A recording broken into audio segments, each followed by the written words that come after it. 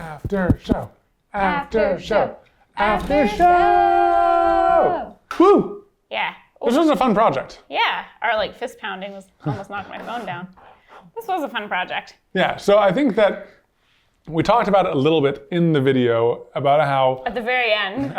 about how the art frames were the original inspiration from this, or for this, because, you know, we really like alcohol inks, and we thought this would be like such a great, easy project, like very approachable. I think like you could like have your little kid help you with it or something like that, or like Hold the fire. no, like just the drops, you know. But our original idea was that like setting it on fire. Oh yeah. Too. Yeah. Because everyone, after we did the alcohol ink tile clocks earlier this year, everyone was like, "Did you know you can set it on fire?" And we were like, "What?" Oh yeah. So we've been wanting to do it, but then I think as we got closer, we were like, how different is it gonna be from the tile clocks? Which got us thinking like, well, what else could we put alcohol ink on that's glass? Because we knew glass could hold up to the fire. And we thought of a lamp. And then we were like, well, maybe we could try other materials too. Maybe it doesn't have to be set on fire. I'm really glad that we did, because I felt like this was a journey. This was like a whole journey, like going to Ikea, finding the things, the adventure. Like it was a very interesting video, I think. I mean, I should stop patting myself on the back, but It was interesting and fun for us to do. Yeah. You know. Also, it's cool. 2 of the 4 items that we bought, I mean, we ended up doing a 5th item, just thing we already had, but 2 of them were Patreon suggestions. Yeah. So appreciate you guys chiming in and helping us out. Yeah, that was cool.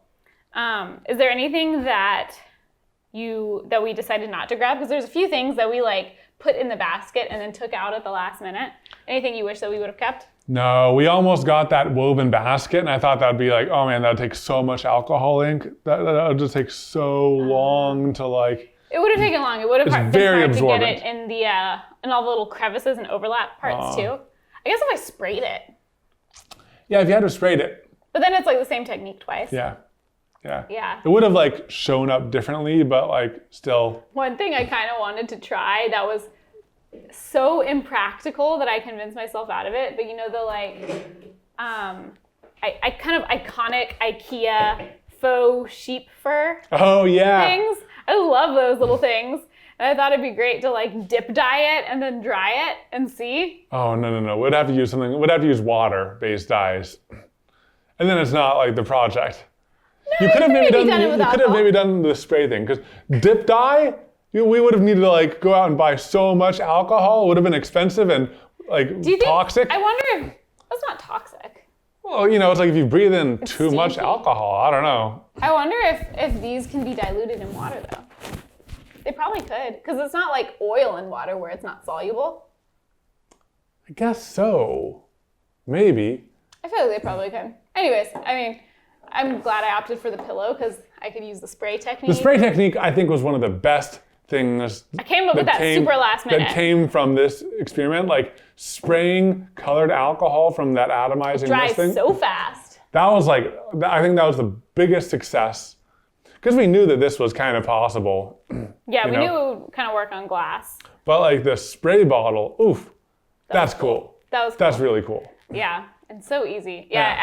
I honestly hadn't thought of it until like the day we were doing it, like an hour before filming. Yeah.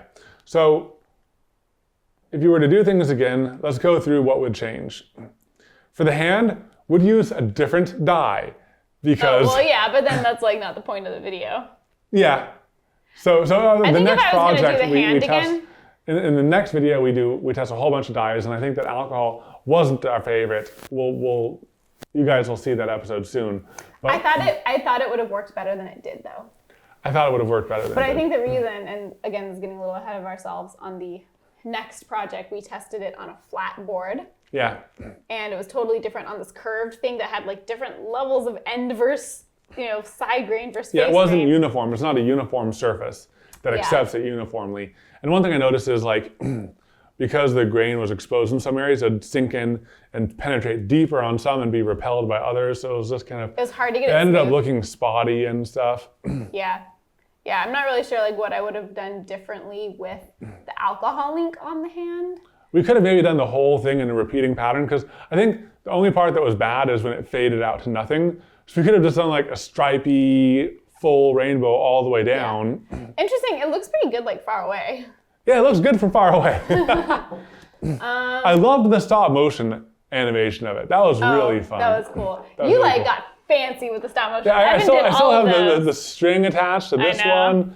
one, and because this wasn't tight enough, I had to like run a string from the top to the bottom to hold this on. Otherwise, this would have come off. I know. Like wiring this up took me a long time, and animating it, and it's just like floating in the air. It was so cool. Generally, I was like, "What am I doing? I don't know. It was fun though." Well, you gave everything such personality. Like I love when the candles come in. You like used popsicle sticks to tilt one of the candles to make it kind of like wobble. Yeah. So smart. It was so fun. So smart. I watched a video on, if you search like, can you animate a bar of soap? I think you'll find the one that I watched. And it was really interesting, the animator, he's like a stop motion animator, working in professional films and everything. Sorry, I'm trying to clear my throat really quietly so it doesn't trigger anyone. I failed. What if that's better or worse? And he talked about like how to give things personality. And even when I was flipping this frame around, I had a lot of frames here, and then boom, it was suddenly here really fast, and then it spent more time here again. And just like thinking about how you do these stop motion animations, it like got in my head, and I really wanted to try some things out, and I had fun with it.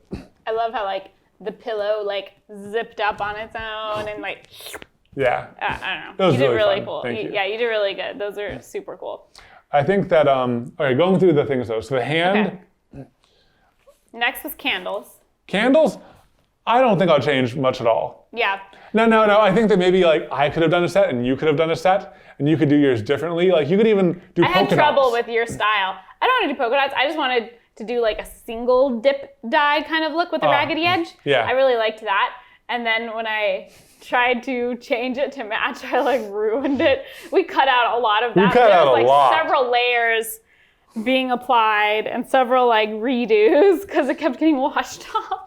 The good thing is like I was pretty bad at the candle. we kept going at it We got it there, yeah. and we got it there. They It's look like you really can nice. fix things. There's nothing irreversible about Yeah, I could all just like wipe off. wipe off. But at the same time, when it's all dried, I rubbed it with my hand, Yeah. and it's fairly durable. I mean, you could scrape it off because it's on wax.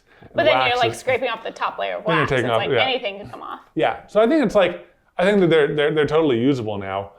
If you were gonna ship them, you might have to like test to see like maybe not put something absorbent around it. Maybe like cover it in like, I don't know, what's that wax paper? Parchment paper or something like that. I feel like that'd be like a good thing to wrap it in before you do the bubble wrap, because I feel like plastic might pull some off or something. Oh, yeah. You need to do some experiments and some tests and everything. Yeah. But overall, just I like think it's making for yourself and putting immediately up. yeah, Totally fine. totally fine. Yeah. The pillow, I mean, I really like how it turned out. I like considered getting crazier with it. Yeah, doing like multiple colors and lots of fades and everything. And part of me wonders like, ooh, that could have been so cool. But then I didn't want to go like super extra on everything because everything else is like really bold. Extra, yeah. So I thought like I'd try a more subtle thing. I think it worked. I wouldn't change much about the pillow, but I want to make more pillows. Yeah. I want to use that spray paint on like, or the dyeing technique on like everything. Yeah. It's really fun and really easy. Yeah. And I think it's classier than tie-dye. Yeah. It was pretty think so, classy. yeah. Just like a nice ombre fade. And there's probably other ways to do that, but I think this worked pretty well because I've tried to do ombre fades with like a dip dyeing before, and you dip and you leave it for a little bit, and then you remove it, and then you dip almost all the way to the same point, but you still get like a line, which does look cool if you have enough lines, but if you only have like 3, it doesn't look like, it's not the look that I This was is a going really for. smooth gradient. Yeah. So, Yeah. that was cool. Lamp? I wouldn't change anything. Me neither. I like it. I like it. I like it so much that like I went back in the edit because I had said the candles are my favorite, but then I took like all the after shots and I was looking at this a lot more and I was like, man, I just like, really love that lamp. So I went back and I added like, I actually love the lamp. I love lamp. I felt like I needed to represent the lamp. I love it. I think it's so cool. I think that this is the most accessible. Yeah. It's the most accessible. In some ways, it was kind of like the most boring to me, though. It's almost the most boring too. But I almost wish that I could, like, we had have gone for something. Like, I almost wish, because like we just went crazy on it just because it was at the end. We were done. We just wanted fire. And I think that that's pretty. It's a pretty abstract art piece. But I think that like you could add a challenge element to it. Like, what if we wanted to create an aerial view of an ocean? Yeah. And we did like blue everywhere, and we did waves, and we did some white mixed in there, and we did some brown for the landmass. I feel like trying to make something realistic would like add a level of challenge to it. Yeah. That might make it more interesting, or it might make it ugly. There's that. Yeah. It still turned out pretty cool, but it's like so easy and simple. I was Yeah. just like, But yeah, it was kind of a bonus one. We just wanted to see if the flame did anything. This has a much bigger impact, like especially with the lights out against something like that can show the pattern and everything. It's so really cool. I think that if you were going to do this, I actually would change one thing. Oh yeah? The alcohol on the inside of this is fragile. If you scraped it or something, you can scrape it off. So I might say if you want to make this last long term, maybe look into some sort of glaze or enamel or like, something. Would you like spray it? Like, I think maybe like cover the outside so it's perfectly smooth. Like, wrap it in like paper towel, tape off the edges. I don't know if that would spray on the inside. I don't think that would work with this shape. I feel like it'd be hard to do. Maybe look into getting some sort of protective coat. Yeah. No? Maybe. I'm kind of like epoxy. I mean, I'm kind of the thought of like, how often are you touching the inside of the lampshade? Probably never. Probably never. You're right. I think it's probably fine. That's good enough. One interesting thing is like, this was kind of a, like, almost, I mean, it's obviously a new lamp, but it had some antique-y vibes with like the shape and the like dimmer switch and all of that. And I was like, oh man, is the alcohol ink technique gonna look good with this style of lamp? But the alcohol ink kind of looks like a retro, like stained glass lampshade kind of thing. Totally so does. It actually works really well. Very unique. Very unique. Yeah, so that's our thoughts going backwards. Evan, just a lot. We tried doing like these transitions for every like new mini project, and so Evan got out here with a camera and was like dropping alcohol ink on paper, and we tried it, and it was like, okay, we decided to nix it. I think that it worked a lot. Like doing this on paper, it didn't work that well. It didn't have that splash. It didn't spread. It wasn't as unique. I mean, I thought it looked fine. I just thought it was like there was so much going on. Too busy. It was hard to like. I would have had to leave the screens up longer. There's that, but also I think that doing it on tiles looks prettier. Remember when we did the super close-up macros of it splashing on tiles? I felt like that looks better. I don't think it was splashing. Oh. I liked it better on the tiles. Did we do that? Yeah, we did it. Oh. Did we ever use those? I don't remember. I don't know. We should post those. I have no memory. I don't even know what you're talking about. When we did the clocks. Yeah. We did tests. I think I went back out here and I did some like pretty abstract art, and I think. Oh, you did. I don't know. We used it, but it was like one or two colors, and it was bigger on the frame. Yeah, much bigger on the frame, more zoomed in, more less macro, colors. less colors. Yeah. Did we use that in the video? Yeah, we did. Okay. Yeah. It was cool. We used it for the ad. Oh, that was it. That was it. Okay, cool. What was it like filming in public? I mean, we filmed in public before, but I was kind of nervous about filming at Ikea specifically because like shortly before this, like a few podcasts ago, we played a game that was like YouTuber headline or not, where I go and like find real YouTuber headlines and make up some YouTuber headlines, and Evan has to guess if they're real or not. And one of them was about this guy getting like Ikea press charges on him.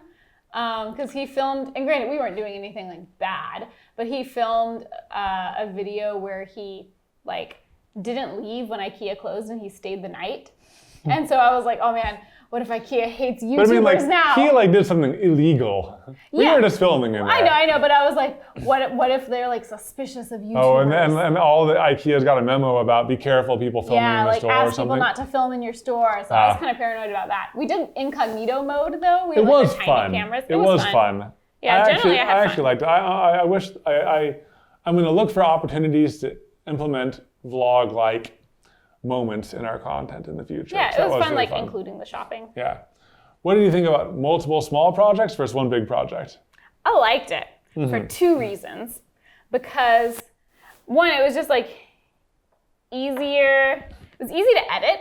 You know, it was like 1, 2, 3, 4, 5. And it was like very nice days. You know, would film a little chunk, Caitlin would edit a chunk. Would film a little chunk. It was like a good balance of time. But also it was less pressure because like, okay, let's say you're choosing between one big project with 5 distinct steps or 5 small projects. If you're doing 5 small projects and you ruin any one of them, it's like, cool, we have 4 great projects and one that didn't work out so great. But if you're doing a big project with 5 smaller distinct steps and you ruin one of those steps, you might have to start over. You know, so there's a lot more pressure. Yeah.